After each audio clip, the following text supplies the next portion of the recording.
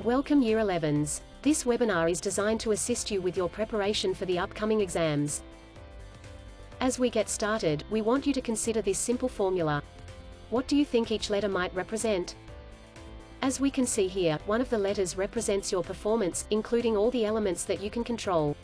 The other letter represents all the other factors that are beyond your control. For example, you will not know the questions that will be asked of you in the examination.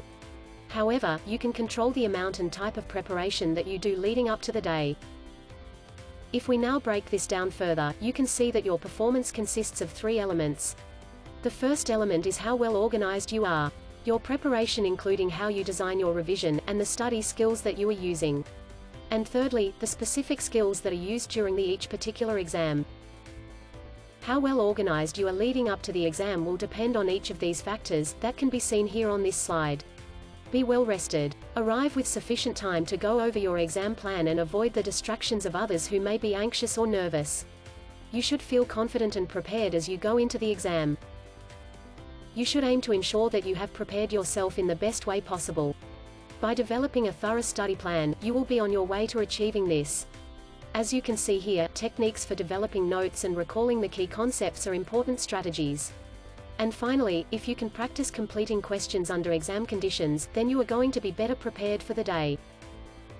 Once you are seated and have commenced reading time, start to plan out how you will complete each section. Take great care to read each questions and plan how you will answer the challenging ones. Stick to your time plan and remember that you can always come back to finish off your answers. You can see here some of the specific actions that may be used in reading time.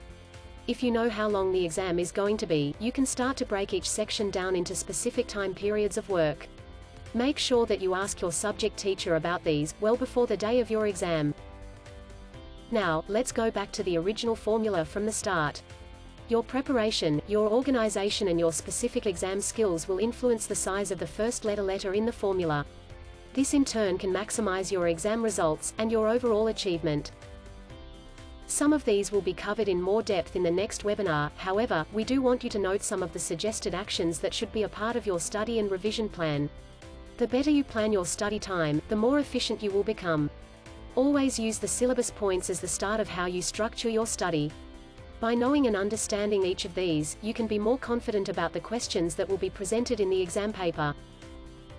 Here we have an example of a mind map, which is also useful for developing a study plan.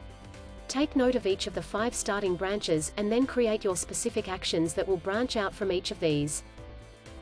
Okay, now to some important reminders for the exam day. Please note the information here and what you must do in these circumstances. If you are sick, injured or have another reason that prevents you from attending the exam, please let one of these people know as soon as possible. It is important to remember that a medical certificate should be provided when you next attend the college. If you are a student with a purple card, please ensure that you display this on your desk during the exam. You are reminded that you must attend in the correct winter uniform for all exams. Again, make a note of all the details and be well prepared for each exam. Once you are invited to enter, you must remember that exam conditions are in place. Place your bag and mobile phone in your locker when you arrive for your exam. Only bring what is permitted for each exam. The instructions listed here are also good practice, in order to become familiar with the procedures for all examinations. All students will receive a card with their name and student number on it, and you will be required to write this number on your exam cover page. You should make sure that you go to the toilet before the exam, and please be aware that only in special circumstances will you be allowed to go to the toilet for a 90-minute exam.